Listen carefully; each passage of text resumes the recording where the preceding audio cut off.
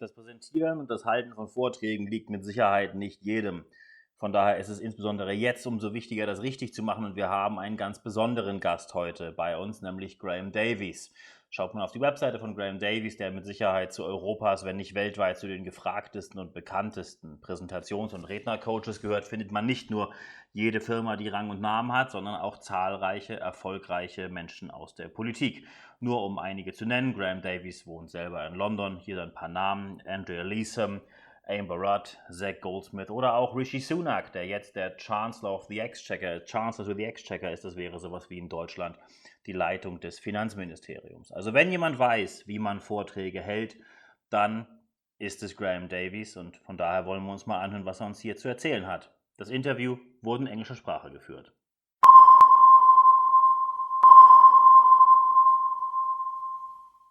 Speaking. I think hardly in any time we saw before it was more important to be able to publicly speak no matter where you are. And today we have a special guest here. Davies is not only one of Europe's, if not the world's most known speaker coaches.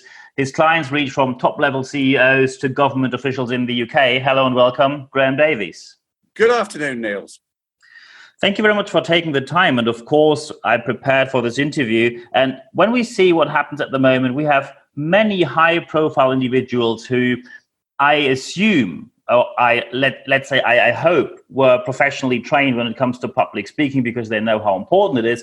Still, we at the moment see them fail miserably. What, in your opinion, is the reason why people are unable to deliver a proper speech at this moment? Well, it's an interesting assumption you made at the beginning about 60 seconds ago when you said that you assume a lot of people in the public eye, at the top of corporates and the top of governments, have had some formalized specialist speaker training. I would suggest to you that, in fact, the vast majority have not. They've approached speaking, presenting as a sport that they think they're innately good at. And they're certainly good at up to a certain level, but they've never really got to the absolute top level, frankly, because they haven't approached it professionally and they haven't had specific specialized coaching. So let's say we have a rather critical situation. You are the top level CEO and you have to address maybe a political issue where you have to take a position, although you rather consider your brand as a politically neutral brand, if that exists in any way. How do people prepare for these kind of difficult speeches where no matter what you say, you're going to lose one side or the other? In those sort of situations, you are doing essentially what I would call trying to tap dance on a sea of razor blades. And in order to do that, you have to make sure that you're not relying on spontaneous inspiration when you're in front of the camera, in front of the microphone, in front of your audience. You must make sure that you've calculated nearly all of the words that you're going to say precisely in advance. And what I recommend that people do in a very tricky situation like the one you've described is to make sure that everything they say is based around what I call a micro message. A micro message is a sequence of words which quickly and compellingly captures the essence of your particular idea, but in a way which is specifically tailored to the needs of that audience in that place at that time, and also specifically to that situation. That pre-speaking preparation process is even more vital when you're dealing with a politically tense situation like the one you've just described. Very interesting what you just said. You said they need to plan everything in advance. And of course we both work in the speaking industry. We often hear that, speak from your heart. You just have to speak your heart out. Do you think that's wrong advice? I believe that obviously you do need to have some emotion in what you're saying to get the relevant level of intensity in the words that you say, that you sound persuasive. But I would suggest to people, don't speak from your heart, speak from a script. Make sure that essentially most of the time you're using the words that you've calculated in advance, and only occasionally veer away from what you've calculated in advance.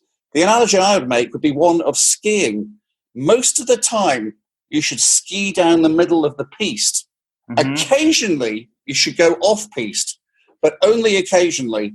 You always need to get ready to get back to the mainstream in order to keep control of the effect that you're having with your words. Let's take a situation which is a bit less difficult. Often people, and especially many people who listen to this podcast, are in the situation where, for example, as a sales team or as a sales leader, they have to present to different audiences, and especially when it is very technical. A lot of people who are asked in advance of this podcast said, well, I have a very dry topic. I am an engineer. Maybe I come from a background which is not to be known particularly entertaining, let's say German, no humor. And so how do I deal with a situation where I, let's say, speak to a C-level person who is rather interested in the outcome, and I am more on the market with a very technical background? How do I do that without becoming incredibly boring and incredibly technical? Well, one of the ways in which people do become incredibly boring and incredibly technical is essentially to rely on PowerPoint or some other form of slide projection medium. And they feel that PowerPoint is almost as necessary as wearing a shirt and shoes to go into a meeting.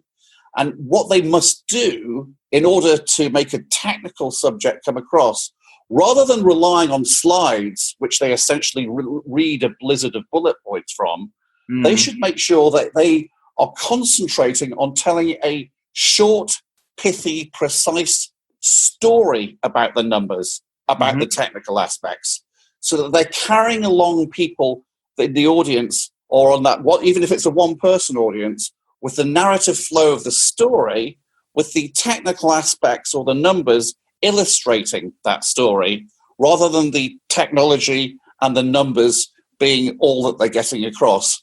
It's the narrative flow that will mean that they become persuasive.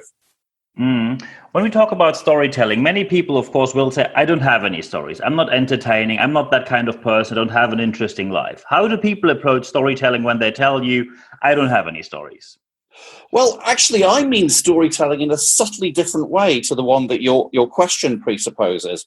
I'm not necessarily using the word story to relate to how I got into university, how I then became a top-class runner. Then I went up and ran up Mount Everest, caught cancer, recovered on the way down. That's my personal story. No, I'm not talking about that. I'm talking about the concept of, if you have to get across the company's financial results and the implications of them to a small audience or a large audience, and you need to get a specific result or a specific action from that audience, you must make sure that you're telling the results as a story which features numbers and statistics and financial results as characters, as it were, in that story. If you make sure that you've got a narrative flow, you can use numbers to be the characters in your story and be persuasive. I certainly don't suggest that people create stories which essentially are stories about themselves. And again, this is one of the big myths, of course, which we have around when you just Google your presentation skills somewhere on the internet. Many people say you have to tell your story. When you have an interesting story, tell it to the audience. Would you say stories about yourself are less helpful than other stories? I think they're very 1980s. In the professional speaking industry in the 1980s and 1990s, people were obsessed with telling long personal stories about themselves and their families, their distant cousins, their own achievements. But nowadays, even pre-COVID, people's attention spans are getting shorter and shorter and shorter. And I think that people in the audiences are always crying out for, please get to the point. Don't just tell me about yourself and your grandchildren. Tell me about something that makes a difference to me, my life, my business, and do it immediately. Yeah. Excellent. So what about the question that, of course, has to come up when we talk about presenting? Someone works for the financial department and has to present the annual numbers game, which probably is top one on the list of most boring things to do on planet Earth. how is it possible when you have to present that, it's an obligation, maybe even a legal obligation, you have to present it, but you want to make it memorable and maybe even not boring, maybe even entertaining. But how is it possible to deal with that kind of material towards an audience that most likely is used to seeing a PowerPoint slide with a copied Excel spreadsheet on it? Well, of course, PowerPoint can be a very powerful tool, but it should be used very sparingly like caviar and not ladled on like a thick dollop of British marmalade. Mm-hmm. And inevitably, in financial presentations, and I'll call it for the purposes of this question, financial storytelling, slides must form part of the story, because I do accept that there are certain concepts in presentation that do need a visual aspect to them. You can't beat a graph when it comes to describing what the stock market is doing at a particular time. Pie charts are excellent in trying to see exactly what your market share is. Mm-hmm. And there are other very good, striking examples of the way in which pictures can illustrate things better than words can on their own.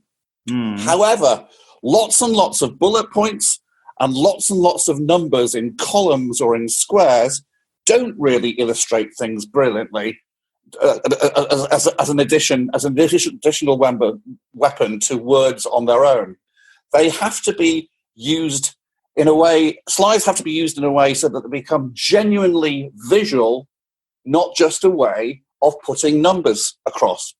And so that's number one, they have to be used visually.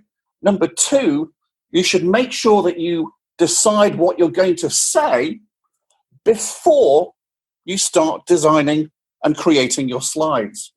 Work out your story, work out a script, and then, having practiced and honed that script, then think which parts of the script would be enhanced and given more impact by using some powerful visual slides. Most people think of the slides first and then think of what to say. I think it should be the other way around. Excellent advice. Thank you very much for that. And of course, one of the questions I received in advance from people who are in business for a very long time, they feel reasonably comfortable presenting, but they say they struggle more and more when it comes to use humor. Of course, as a German, I have no idea what that even meant, so I tried to... So people struggle more and more. They are in the situation and say, can I say that? Can't I say that? Am I crossing a line? Am I not crossing a line? Am I crossing it in a way which people will find funny? Or am I crossing it in a way where people will call me out on being offensive? How do I find the right spot for humor? Because often they say, when you play it very safe, it's just not funny anymore. Yes, and indeed, I do have to accept, even though there was a time, say, 10 years ago, when 90% of my speaking was at 10 o'clock at night, and 90% of my material was in fact one-liner jokes, some of which were, I have to accept, really rather risque.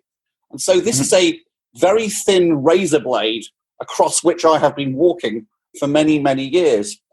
And the other thing that I do have to accept that is a problem is the fact that social media, we're saturated with access to social media at all times, 24 hours of the day. Most of us have our smartphones with us literally all the time. Yeah. And it means that we get exposed to an awful lot of opinions all the time as well. And I think that there has been an increase in this type of person, the type of person who is always looking for the opportunity to be offended. And you have to accept that the proportion of people in the population that has that characteristic is increasing all the time.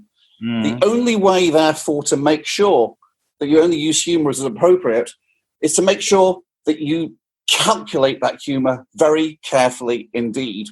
And indeed, for instance, there was a particular, I remember actually, there was, I know you personally were in an audience that I spoke to in Dallas a couple of years ago, and there was a particular gag that I wanted to use that from your experience, I knew you might have an opinion on it. And I ran that gag past you before doing it in front of the audience because I wanted to make sure that there was no chance of offending people with that particular joke. And I needed somebody's objective assessment. You have to do that audience analysis preferably with people who are going to be in that audience, to be absolutely certain that you're entertaining and not upsetting them. Excellent. That is very good. And I'd like to bring something else up, if you don't mind, from that question that you asked about Germans having no sense of humour. Well, forgive me. My experience has been different in relation to that question. One of the things one of the reasons why I think that Brits and Germans get on very well these days is that they have something in common. They're proud of their countries, but they're also deeply aware of their own national characteristics. Both Brits and Germans are delighted to laugh at themselves and to laugh at their own nationalities, and therefore they can laugh at each other as well. And that's what makes humour a really, really rich thing. Well, as a German, of course, I have to say humor is inefficient, and if I use it, I lose my German citizenship. So that's, of course, not possible. And long may that continue, Niels. Absolutely.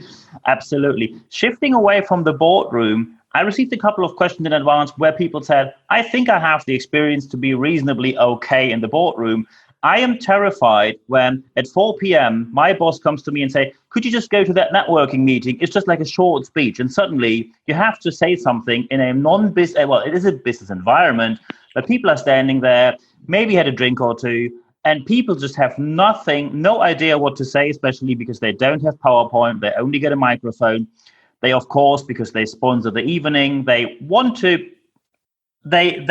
sell their brand, but they don't want to sound salesy. They want to sound funny, but they have no idea how to do this usual networking speech thing. Do you have any advice for them? Yes, and I sympathise with somebody who suddenly feels a dark feeling of blackness in their guts when they're given that request.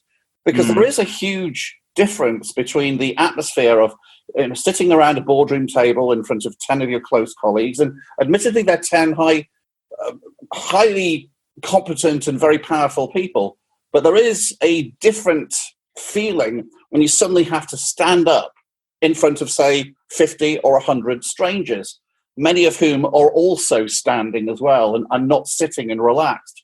So undoubtedly, there is a huge difference in the emotional impact on you as a speaker. But I would give the same advice, whether it's speaking to 10 people in front of a boardroom table or 100 people in front of a networking scenario. You must sit down and prepare a precise, careful script in advance. And you start off that preparation by working out what your micro message is. What would you like to make sure that the audience remember above all else from your presentation? Write down that first and write it out in full, and then think of 1, 2, 3, 4, or 5 points that illustrate, that support that micro message. And make sure that you prepare words that are concise and precise, and make sure you prepare it in advance and rehearse it in advance so that you are used to the idea of saying those words in front of a large stand-up audience, and it's not something that you're just saying for the first time in front of them. Very good. That is very helpful advice. Thank you very much. Of course, I'm going to put your contact data and your website in the show notes of this podcast. And well, to wrap this all up, there's only one thing I have left to say. Graham, thank you very much for your time. Niels, it's been a pleasure.